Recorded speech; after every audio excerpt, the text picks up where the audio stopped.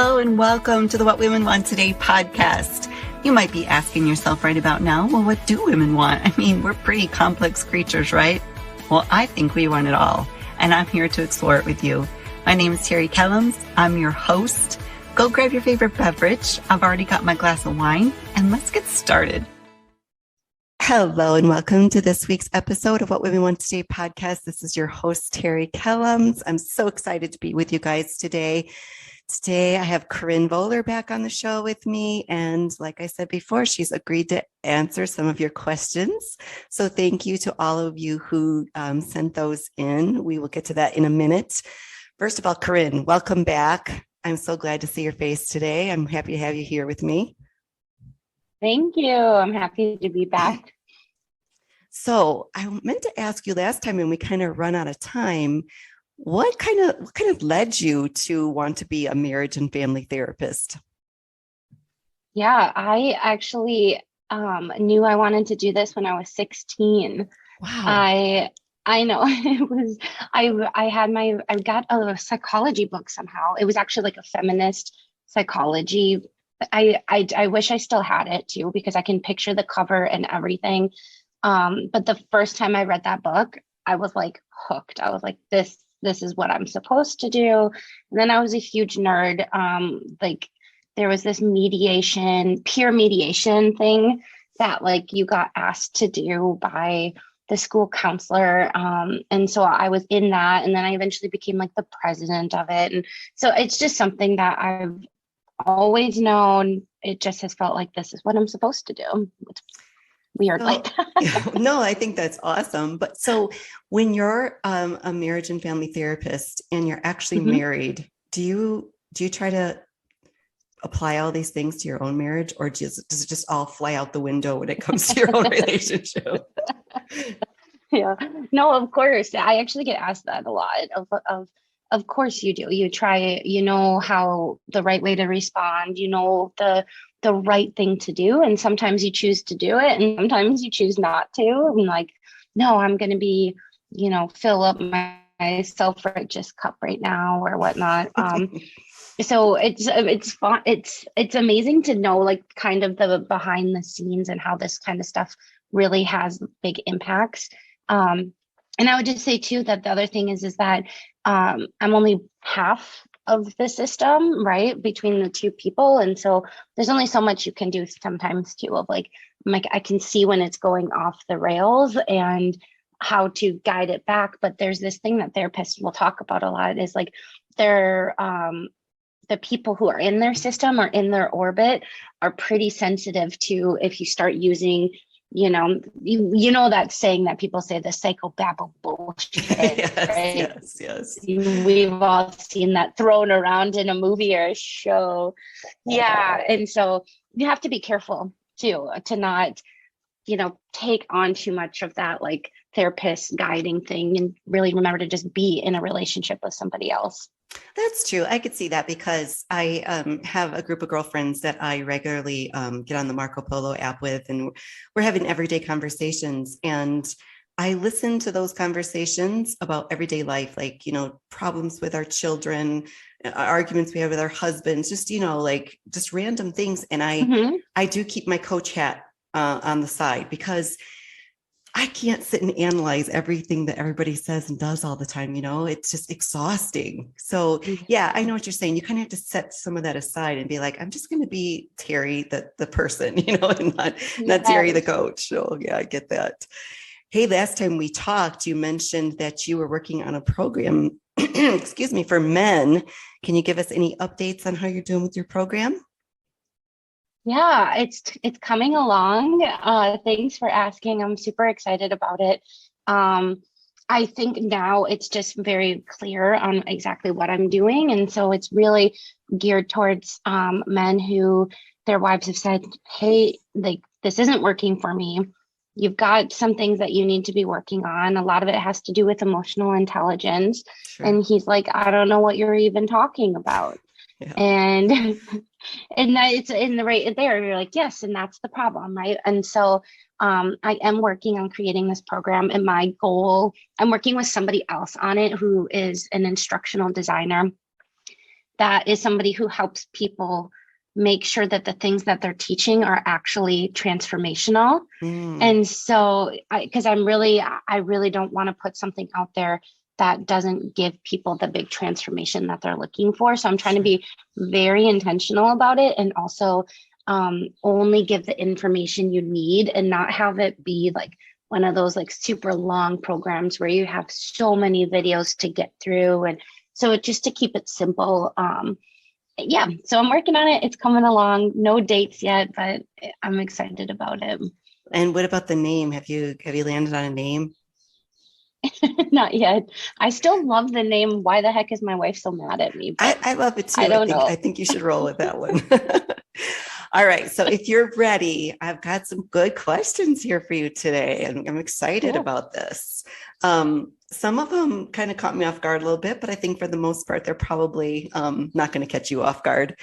All right. So the first lady says, I love that you talked about renegotiation at empty nest or retirement. So she's referring to our conversation in the last podcast episode. How would you go about approaching that conversation?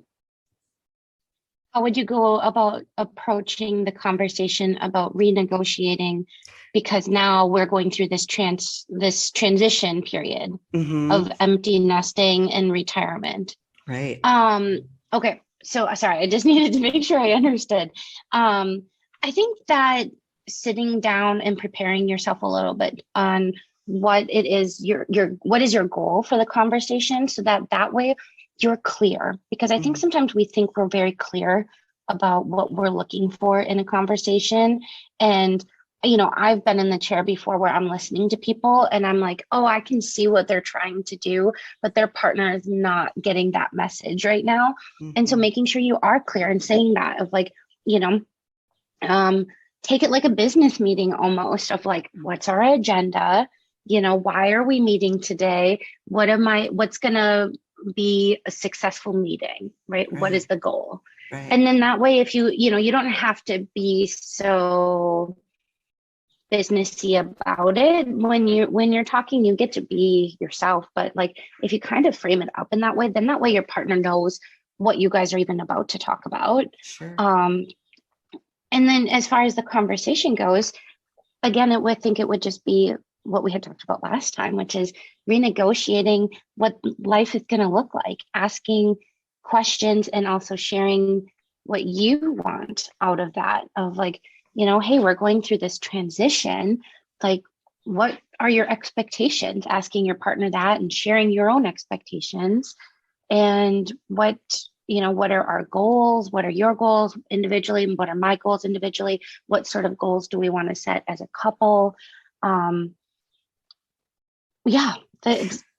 picture this is not just, no, that's great. And I picture this is not just like a one and done conversation, because my husband and I, we're already talking about some of the things that we want to do in retirement, and we're not on the same page. And I want to understand where he's coming from with some of the things he wants to do. He wants to travel a lot, which I love traveling, but I'm also a homebody. So when he talks about being gone for, months at a time or whatever, there's this little part of me that goes, ooh, I don't want to be gone for months at a time. I want to be home. But so I imagine you have to just really, open up your mind and be open to what the other person's saying, and know that you might have to keep coming back to the table until you guys can both kind of reach, that middle ground.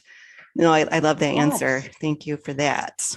Well, and just to go into that for just 1 second too, of like, I think that's where it's important to, you hear their answer and you say like, oh, how do I feel about that individually for myself? How do I feel about that for them? And how do I feel about that as a couple? Because there's so many solutions in what you had just said, Terry, of like, maybe you decide to stay home sometimes while he goes. How does that feel? Maybe there's times when you guys go together, or I've had one couple that I can think of off the top of my head who, it's oddly enough, he actually wanted to do that exact same thing. And so he would start the journey, and then she would join him for part of it. And then she would head back home and he would continue on. There's so much creativity that can go on Oh, in yeah, making sure you guys get to do that kind of stuff. absolutely. Oh, I love that. All right, here we go. Question number two. Ooh, this is a tricky one. So, how do you navigate one of the partners losing their libido in midlife? Oh no. The reason I say that is because it's so deep. Um, it's probably not one thing that's going on. And so somebody losing their libido, I would say the how do you navigate that is I think you're gonna have to try not to personalize it Mm, and be curious. If you can have like a healthy detachment from it and be like, what is this thing that's going on for you? It could possibly have some things to do with me and what I'm bringing slash not bringing to the table anymore, but it could also have a lot to do with anything else that's going on in your life, which could be anything from work stress to self-esteem issues finally bubbling up to the surface to sexual shame that has never been addressed and is starting to get in there, to health issues. Um, so again, I think trying to have a healthy detachment and being very curious about what's going on and what are the options for figuring this out moving forward. yeah, There's lots of different options that I think a lot of people don't realize. Um, it- but again, if I'm going to always go like start with therapy, start there and then see what you can figure out. And also find somebody who is trained in that work. I know that therapy is difficult because it's not always the most easy to access, but be diligent on searching and keep reaching out to people until you can find somebody that if you decide to do that, um, specializes in that work so sure. that they're not just like kind of trying their best, which we appreciate someone who's trying their best, but Yeah. you deserve someone who really knows this issue. Yeah, yeah, I could see that. And when you were talking, I was thinking about something.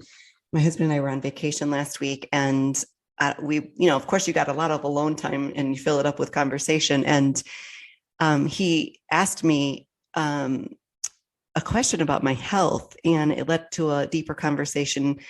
I have had to switch my hormone doctor since we moved, and I don't think I'm quite where I should be. I think we still have some adjusting to do. And he goes, "Oh, I just assumed that you were doing fine because you seem like you're fine." And I'm like, "Yes, but inside I'm raging. Like I am so irritable, like all the time." And I said, "I just do a really good job of hiding it and covering it up and I don't lash out at you." And he goes, "Just be yourself." He goes, I don't love you based on where your hormones are at." And so I think as married couples, sometimes we can assume maybe what's going on with the other partner, and we hide things, obviously, of what we're going through. So yeah, I love your advice on that. That's counseling and therapy, just lifesavers for people, right? To just have somebody to be able to Right. talk those issues with. Great advice. Yeah. Okay. What advice do you have for blended families that are getting ready to cohabitate? Oh my gosh, I wish I'd have known the answer to this question like a lot of years ago.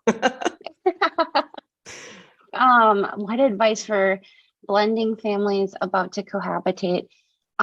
Communication is going to be your friend. I Mm, think having conversations with everybody separately and together. So like depending on who's all involved, like I'm kind of picturing, two parents who are about to cohabitate and then some children between the two of them. mhm. And having conversations with everybody together and talking about like, hey, this is what is going to be happening. Here's what you can expect. Here's what's going to be the same. Here's what's going to be different. But then also breaking that into smaller groups, like the one parent with their own biological children, talking to them about like what's coming up for you. What are you nervous about? What are you possibly excited about? What do we want to be paying attention to? Just kind of like making sure it's like open ended, because I think you'll be surprised at some of the things that um, kids are thinking about of like, oh, I'm really worried about, you know, somebody seeing me in my towel or something like that, getting out of the shower, Yeah. you know, it's like, oh, of course, like maybe we need to establish some boundaries around that, or maybe there's different ways we can handle it. So if you don't know what their concerns are or what they're thinking about, you're going to have a harder time. Instead, you're going to be, I always say, like, get out ahead of the issue, find out the information, and then that way you're prepared. Otherwise, you're reacting in the moment. You know, Mhm. it would be like somebody screaming, they see me, whatever, Mhm. whatever it is, and you're trying to catch up. What's Right. going on? Why does that matter? There's too many things to navigate. So I think conversation would be my biggest conversation communication would be my biggest tip on that, and just making sure you understand what's going on for everybody. You know, what's who your person that you're about to cohabitate with, you know, what are they concerned about, what are they thinking about, what's important to them. You know, you might learn some things that you didn't know too. A family's coming up in my mind who they had like a tradition that the other partner was like vaguely aware of, this like Sunday tradition, but they didn't realize like how important it was, and like how were they and their family going to fit into that. Like, was it something that should be left alone into that family to continue on their tradition? Is it, you know, or would it be better for everyone else to participate? Like, it's just one of those things that you, without talking about it, kind of like what you had just said with between the marriage, Mhm. he just assumed, right, without knowing the information. Now information is power, and you For have sure. things you can do about it. For sure. You know, blending families, it's probably the toughest thing I think I've ever done. Like literally. And surprisingly, I believe it. the littlest things can become the biggest things when you're, um, so I am like I'm a decorating like freak. You know, I love pretty things and I love to decorate for Christmas. It's like a huge deal for me. And we didn't talk about the fact that the kids had all of their little mismatched ornaments that, you know, this child made this and this child made this. And so I thought, without talking to everybody, we'll take responsibility for this part. I thought, without talking to everybody, that the solution was to put up two trees, one in the family room, one in the living room. That's yes, that's right where my mind went. Yeah. And so I, you know, put up the big tree in the formal living room, decorated it, you know, top to bottom, beautiful Christmas, you know, or magazine worthy or whatever in my mind. And, you know, I mean, we made a big deal about letting the kids decorate their own tree, and there was music and popcorn and whatever, you know, but it did not go well with, you know, my stepson. And he was really upset about the whole thing. And it just caught me off Mm-hmm. guard. I was like, first of all, didn't think boys cared about it because I didn't have any boys. So I didn't have any reference point. But yeah, you got to talk and you got to keep talking, right? And it's not just, it's going to be an ongoing, evolving thing because, and probably a lot of it depends on the age of the children. What might not be a big deal when they're younger, all of a sudden, you know, when they're 16 and self-conscious, modest, you know, coming out of the shower in a towel might suddenly become a deal that you hadn't prepared for. Correct. And you know, maybe he wouldn't have cared in other situations, but for some reason he really did care in this situation. Yeah, And that's yeah. okay. And it's, to me, it sounds like, yeah, there's going to be things you don't know until you Mm-hmm. find out, right? Like Right. the other thing that I was thinking about is that your children know you so well. And sometimes we take all of that information for granted, right? Like they know what you're like in the morning and what you prefer when it comes to this or to that. And so we just kind of, I can imagine when you are beginning to cohabitate or blend family, there's a lot of information that we take for granted that other people know, that we don't know that, you know, this is all new for everybody else. And they're doing the catch up, you know, and Mm-hmm. so just to have a lot of grace for yourself too, Sure. yourself and for everyone. Like there's going to be feelings, and prioritize repair. Right. Right. Love it. Okay. Number 4. Can a marriage truly recover from infidelity? Did I read that right? From infidelity. Yeah. Yes. Yeah, it can. Yep. It's simple. easy, but it's not a simple and easy process. It's a hard and difficult process usually. But it definitely can. I think that when you do it right, you will be, I have to choose my words carefully because there's something, it's very nuanced what I'm trying to say. It is, you're not happy that it happened, but you are happy with where you guys are at now because you'll have grown from it. Okay. Right. So it's not like we needed that to happen for the growth, or we wanted it to happen, or they did us any favors. But when people have properly repaired, they usually look at their relationship completely differently in a good way, right? It becomes a lot stronger. So the possibility is there, but it's not, again, a simple or easy road. It's really hard. Yeah. And so I just feel for anyone who's going through that. It changes. I think the biggest thing is it changes identity. For the person who's been cheated on, I imagine you're saying like it changes who you thought you were or who you thought you were in the marriage, or what do you mean by that? Yeah. Both.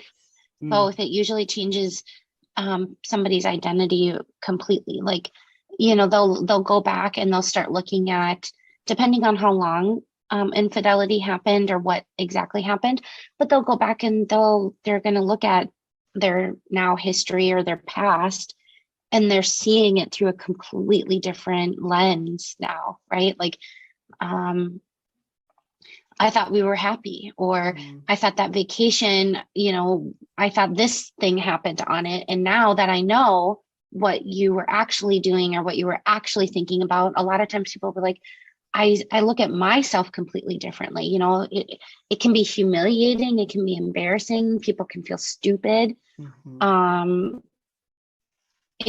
There's a lot that ends up happening. And, you know, sometimes I think, especially now, I think that for women, it's always been the stories that women will say now is like, I always told myself I would never accept that, if that's a boundary. And if it gets crossed, I would never try to save the relationship. You look stupid if you do, or you look weak if you do. And then to get there and find yourself saying like, no, I still really want this. I still really want to make this work. That's a huge identity shift that people have to go through too, of like, is that okay? Am I still a strong person that I still want my marriage? Like, that's what I mean. There's so many, it's very layered and there's so many things to it, but it's definitely possible. Especially if you do it, I want to use the word right, but you know what I mean? Like if you do address the real issues that are happening, and you get the meaning behind it too, like what happened, the narrative. And I imagine, like, think about some of the public ones, you know, that have just been awful. And then, you know, I imagine they must feel like, do people lose respect for me, you know, if I stay, that kind of thing. Imagine it's very complicated to recover from and to go through on both sides. I interviewed somebody once, and I believe he said, I was struggling to remember what he said, like, and I know it's very like, you know, putting people in a box, but men cheat for very different reasons than women cheat. Do you see, do you see that? Yeah, there's some different like sayings, that they'll say that. You know, sometimes, I mean, I hate putting people in a box too, but like that's what we see. Sometimes it'll be, you know, a lot of self-esteem issues on men's parts, you know, and like where you would think it would be the opposite. They feel so great about themselves that they just want to go out and, you know, whoever will have them or something like that. But in reality, I think when you really talk with them and you find out like that there was self-esteem issues that were happening within themselves, and sometimes it is grandiosity issues, but you know, but for women, it usually ends up looking like their needs weren't being met. Again, I'm having a hard time because I picture some clients and I'm having a hard time being like generalizing. But yeah, it is difficult. I can't imagine going through it in the public eye. Oh my gosh, Oh, that would no, be, I can't oh, either. Okay, Corinne, question number 5. Do you think it's wise for couples to have separate bank accounts? do I think it's wise? I don't want to say, I'm not going to answer that part of it. I'm going to say that I think what people decide to make work for them can be very healthy in whatever way that they decide. We see a lot of people, especially the younger generations, choosing not to combine their finances for so many different reasons, and they make it work. I would say a lot of people find that it helps them feel like they have maintained some independence and freedom, and that allows them to show up differently in the relationship. They don't feel like they if they choose to leave, that there's then stuck, and that can be a good thing. That can be a really good thing to have.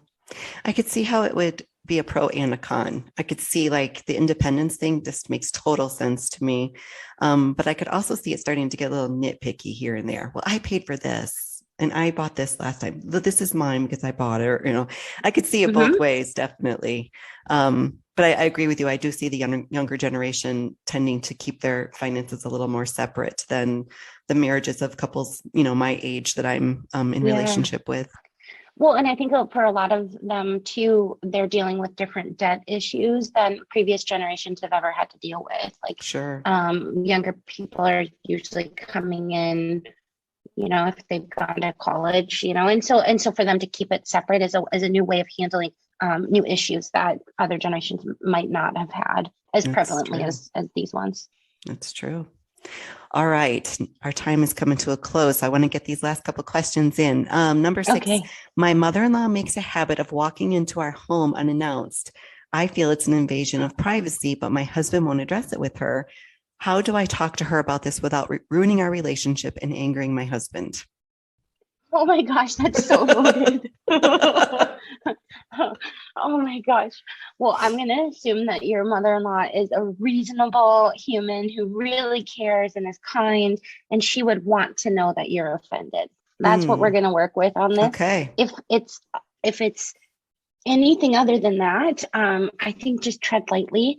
I think that if he's asked you not to address it, then you need to address that issue first. Yeah. If it's still that, it doesn't need to just be like, oh, okay, he said no and now I can't, if it bugs you, continue to bring it up. Hey, this is why, like, we need to keep having this conversation. But I think if it really does, if she is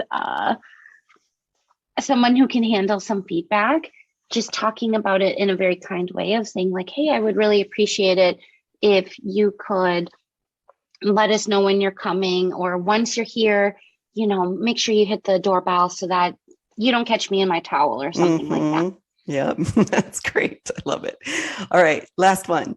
We're a blended family with grown children. They were already out of the home when we met and married. There are grandchildren on each side that we both love like our own, and we are often asked to babysit.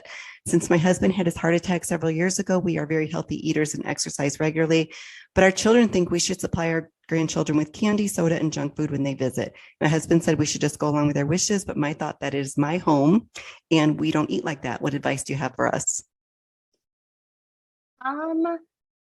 Choose your battles is my advice. Yeah. That's great advice. Like, what's the harm in having it in there? And then like, maybe is it the problem? We don't want it there because then we'll slowly start snacking on it or whatever. Then just, remove it when they leave. There might be more to that question than was being asked, right? Right. Send it home with them when they go. That's a good point. Corrin, I'm so glad that you agreed to come back with me today. I think these questions were great. I appreciate all your answers and your time today. Let's give them your socials real quick, and I'll make sure to put them in the show notes as well so they know how to contact you. Yeah. Okay. Thanks for having me too. You can follow me on Instagram, Corrin Voeller. TikTok, it's Corrin the Counselor. And I think that's it, right? Corrin the Counselor on TikTok. But yeah, website. I'm sorry. CorrinTheCounselor.com is the website too. Awesome. Awesome. Thanks, Corrin. Again, I appreciate you being here and enjoy the rest of your day. Thank you so much for joining me. I hope you enjoyed today's conversation as much as I did. If you'd like to continue the conversation, come on over and join our private Facebook group, What Women Want Today. I'd love to hang out with you some more there. Any resources mentioned in today's episode will be in the show notes. You can find me on Facebook and Instagram at What Women Want Today Podcast, or visit my website at whatwomenwanttoday.com. Please remember to subscribe, download, and share. Leave me a review. It helps other amazing women find the show and become a member of our community. One last thing for you today. You are not alone. You are worthy of love and a fulfilled life. Now it's time to go after it.